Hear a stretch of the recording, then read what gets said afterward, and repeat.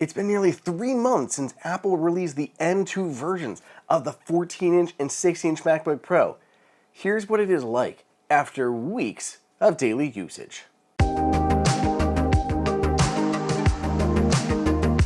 Welcome everybody, welcome to Apple Insider. It is Andrew here, and I've always been a big MacBook Pro user. It was my first Mac that I got way back in high school, and since then it has been one of my go-to machines. Even when I branch out and use a MacBook Air, or I go up to a Mac Pro, or try a Mac Studio for a while, I tend to always fall back to the MacBook Pro. It's kind of like my comfort zone.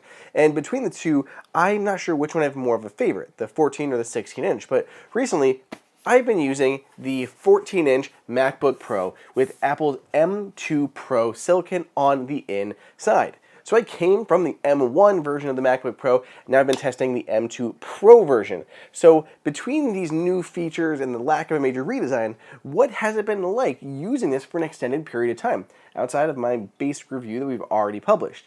Well, that's what we're going to talk about a little bit more in this video. Oh hey, it's me from an alternative timeline. I'm jumping in here to thank my sponsor for this video, CleanMyMac X, brought to you by MacPaw. The Mac as a whole is an essential tool for work, education, play, and life in general.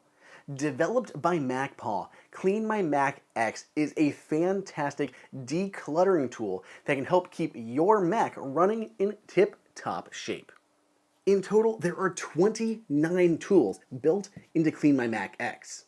It can help by speeding up your performance, finding hidden junk folders, preventing it from getting malware, prevent it from overheating, plus it's a Red Dot Design Award winner, and it is fully notarized by Apple, so you know that it's safe to install on your machine.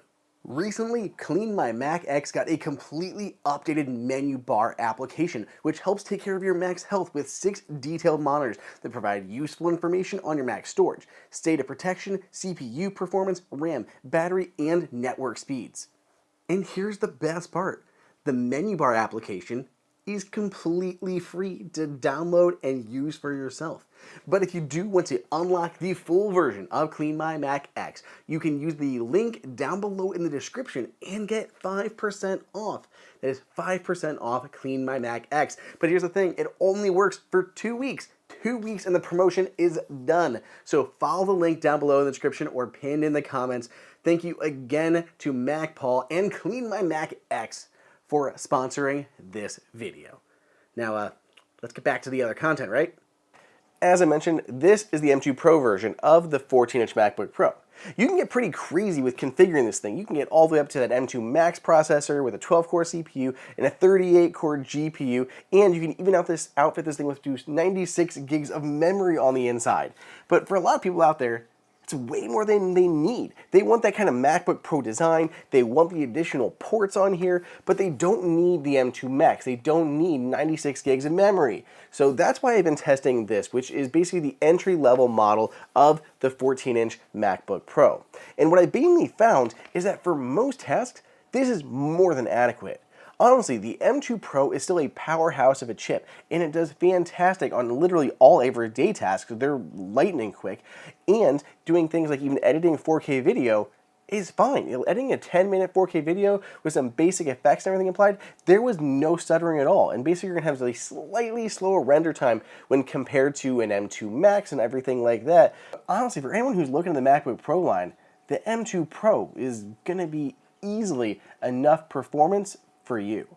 I've been testing a bunch of other tasks with this MacBook Pro. I open a bunch of different applications, I move between messages and mail and a bunch of Safari tabs, some Chrome tabs, working inside of Final Cut, and there was very little stuttering going on. Now, that isn't to say everything was perfect. I did have some issues, but I feel like they're more software related rather than hardware related, and that's just all on macOS Ventura.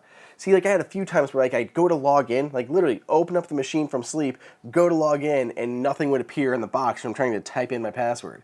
Just kind of froze there for a moment. I'd give it a good 10 seconds and then it would pop on and everything would be smooth sailing after that. But clearly this is some sort of software issue that I don't know if it's just plaguing the 14-inch MacBook Pros, the 16 as well, or if it's an M2 thing, but it's definitely software related and hopefully will get cleared up in a subsequent update.